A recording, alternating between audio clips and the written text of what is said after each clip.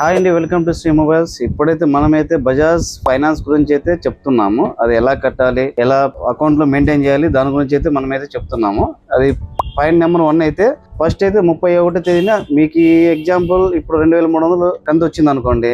ఆ 2300 31వ తేదీనే మీరు అకౌంట్ లో అయితే మెయింటైన్ చేయాలి. అదైతే ఆటో డెబిట్ అయితే అవుతుంది. మనమైతే 1 to 7 days లో ఎప్పుడైనా ఆటో డెబిట్ అవ్వచ్చు అనమాట. మీరు అప్పటి వరకు వెయిట్ చేయాలి. అది అలా కాకుండా మీరు అదంతకదే కట్ అవుతుందిలే, మనము దాంట్లో ఉండే అమౌంట్ మనం వాడేసినాం అనుకోండి, మళ్ళీ మీకు మైనస్లో ఛార్జెస్ అయితే పడతాయి. బజాజ్ ఫైనాన్స్ ఛార్జెస్ పడతాయి, అలాగే బ్యాంక్ నుంచి కూడా మీకు ఛార్జ్ అయితే అవుతాయి.